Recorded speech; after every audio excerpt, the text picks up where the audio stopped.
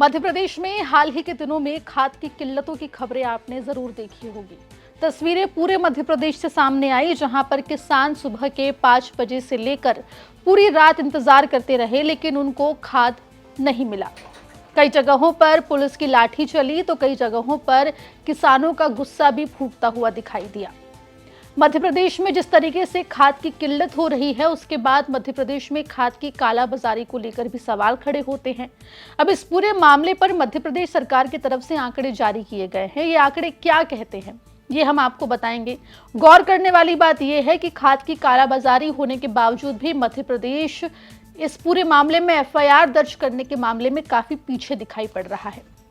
नमस्कार, आप देख रहे हैं एमपी तक स्पेशल और मैं हूं आपके साथ आकांक्षा ठाकुर। देखिए, मध्य प्रदेश में हर साल किसानों को खाद के लिए परेशान होना पड़ता है। सरकार कितने ही दावे करे, कितने ही बयान दे कि मध्य प्रदेश में खाद की कोई कमी नहीं है, लेकिन जमीन पर हकीकत कुछ और ही नजर आती है। किसान 24-24 घंटे लाइनों में लगे रहते हैं। कभी कड़ाके की ठंड में तो कभी मूसलाधार बारिश में किसान खड़े रहते हैं ताकि उनको एक बोरी खाद मिल जाए। इस परेशानी का सामना किसानों को हर साल करना पड़ता है, लेकिन इसके बाद भी प्रशासन कोई परमानेंट सॉल्यूशन लेकर नहीं आता है। खाद की कमी का सबसे बड़ा जिम्मेदार जमाखोरों को माना जाता है, लेकिन उसके बावजूद भी आखिर ऐसा क्यों है कि मध्य प्रदेश खाद की जमाखोरी के खिलाफ एफआईआर करने वाले राज्यों में सबसे पीछे चल रहा है।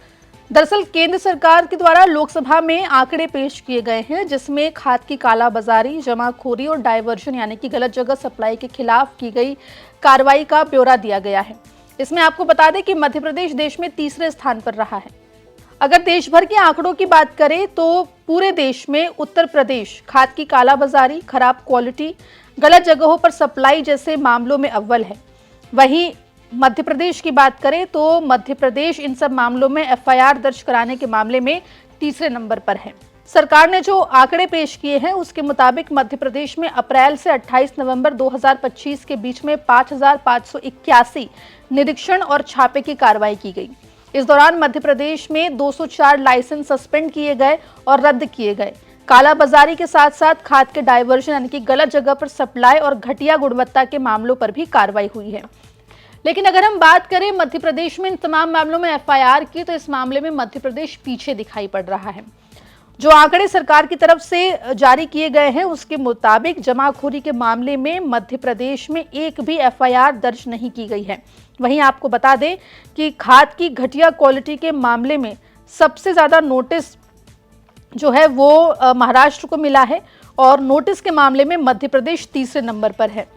इसके अलावा खाद के डाइवर्जन यानी कि खाद को गलत जगह पर सप्लाई करने के मामले भी मध्य प्रदेश में सर्वाधिक पाए गए हैं। खाद के डाइवर्जन के मामले में मध्य प्रदेश सरकार को 631 नोटिस जो हैं वो जारी किए गए हैं। साथ ही 150 से अधिक खाद विक्रेताओं के लाइसेंस को सस्पेंड किया गया है और डाइवर्जन के मामले में लगभग 15 एफआईआर दर्ज की गई है।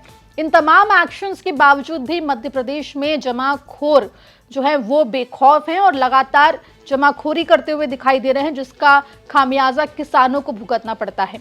आपको बता दें कि मध्य प्रदेश से ही देश के कृषि मंत्री आते हैं, उसके बावजूद भी हाल के दिनों में मध्य प्रदेश में जिस तरीके से खाद की किल्लत की तस्वीर सामने आई, वो कई सारे सवाल खड़े कर रही है।